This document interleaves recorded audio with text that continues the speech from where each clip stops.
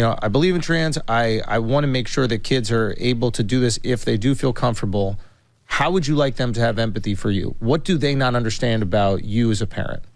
Like, these are the discussions I think a lot of times we don't have because there's this like dunk on culture. Right. So like, what is it you'd like someone in good faith? Right. They're not a psychopath. They're someone who's really trying to make the best decision. Okay, so you said something earlier. You said, I think both sides care about kids. I don't know.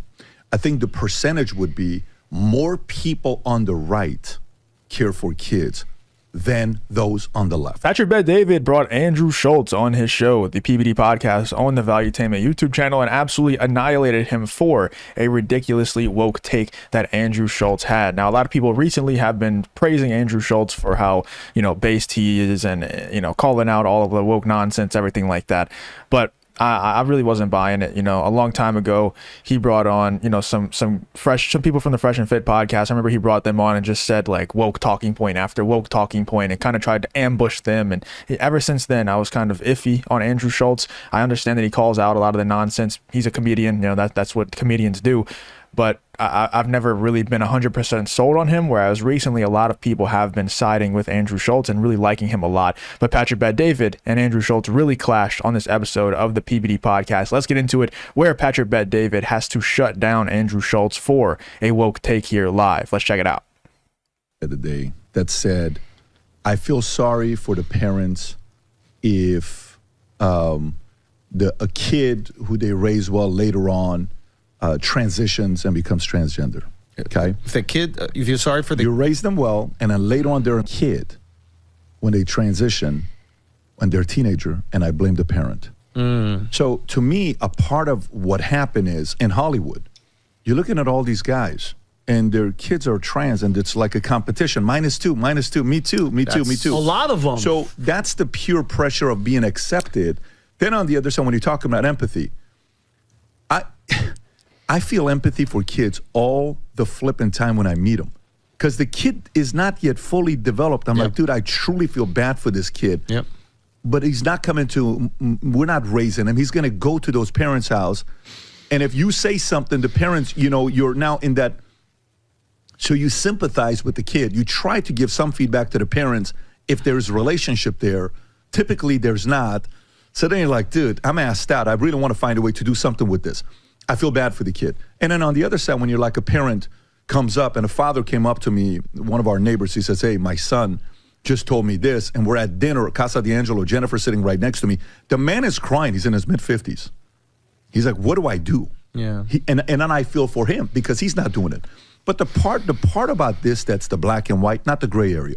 We should be competitive. And it's, bro, that is such, I've heard those horror stories so often where, you can blame the parents a lot of the time. It's pretty obvious to me when you can blame the parents and when you can't. And you can kind of just tell a lot of time before a kid is even born, if their parents are the type to make their children trans and push those agendas on them.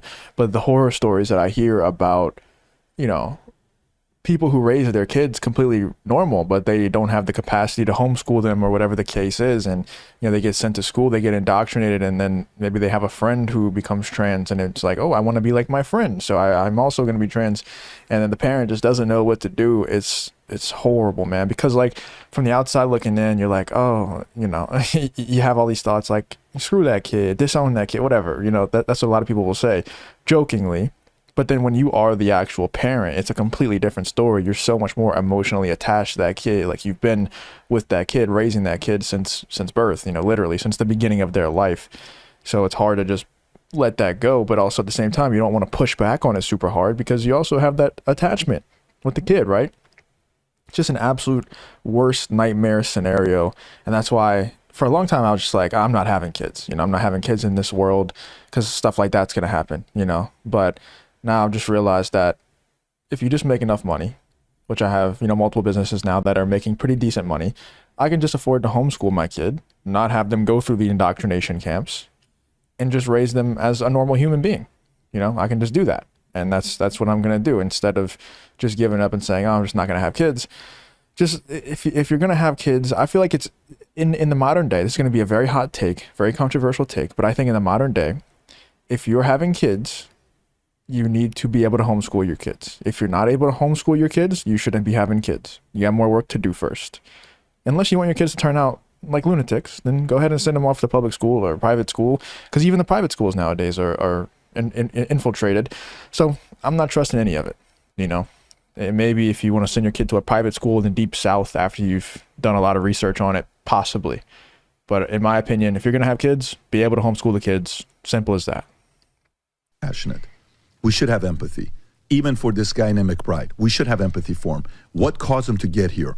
What happened with his upbringing with his parents? Yeah. What happened? I don't know. I feel bad. Like even when the Chelsea handler thing was going on, and she's talking shit to Adam's talking shit to Chelsea, the lifestyle she lives. And then you go and look it up, bro. She was 9 years old. Her love of her life was her older brother, 22 years old. He decides to go camping. He's climbing a mountain or whatever it is. He falls and he dies. Never comes home. Dad was, I believe, a car dealership salesman. And she is devastated. The house is devastated. She sees the most powerful man in her house, her father, not know how to handle it. Yeah, of course she's not going to want to have any kind of commitment. You know that kind of pain? These are the things we're not aware of. Yeah. We should have compassion. We should have empathy. That's beautiful empathy. Yeah, it's true empathy. You feel bad for it, right? But at the same time, that still doesn't justify me having to call you a man. My opinion. Or what about the empathy towards someone in your position? Like, what would you want them to understand? What would you want someone operating in good faith? They think what they're trying to do is they're like, I believe in trans. I want to make sure that kids are able to do this if they do feel comfortable. How would you like them to have empathy for you? What do they not understand about you as a parent? Like, these are the discussions I think a lot of times we don't have because there's this like dunk on culture. Right. So like, what is it you'd like someone in good faith? Right. They're not a psychopath. They're someone who's really trying to make the best decision. Okay, so you said something earlier. You said, I think both sides care about kids. I don't know. I think the percentage would be more people on the right care for kids than those on the left. Okay?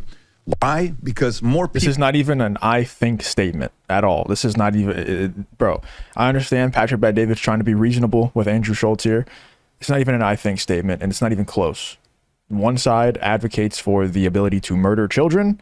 One side advocates for not the ability to murder children. One side advocates for children to be protected inside of schools and not be pushed not have agendas pushed onto them, not have their minds absolutely ruined with this propaganda. And one side pushes for these children's minds to get ruined and for the brainwashing to occur inside of schools for these children. It's not even really close which side cares about the well-being of children. It's not even close, So I understand that Patrick Bet-David is trying to be reasonable and, communicate with Andrew Schulz in a way that's not going to set everything off. But the reality is, it's not even close. It's not an I think statement. It's Patrick Bet-David knows this to be true. Andrew Schulz knows this to be true. I know this. You know this. Everybody knows this. People on the right have kids than those on the left. Unless the poor, where it's kind of like because of the benefits that you have that you're paying that's a different structure I'm talking about. When you break that down and then you come to people, you read these marriage books, How to Have a Great Marriage, written by a person with 6 divorces. Yeah, because I have experience. Hey, this is how you should raise your kids. How many kids do you have? I don't have any kids, but this is how you should raise them. Right. I'm sorry, buddy. Yeah, I 100% agree with Patrick Bet-David, and Andrew Schulz can do nothing but sit there and listen because he knows he's correct, and Patrick Bet-David didn't even go as hard as he could have, for sure. He was trying to keep it amicable, keep it reasonable. Let me know in the comments, though, what you guys think about Patrick Bet-David absolutely shutting down Andrew Schulz for trying to defend the trans men dressing as women and, the whole trans agenda being pushed on children in schools and what do you do if your child is trans, all this stuff. Let me know in the comments what you guys think about this whole Patrick Bet-David versus Andrew Schulz here live on the PBD Podcast and the Valuetainment YouTube channel.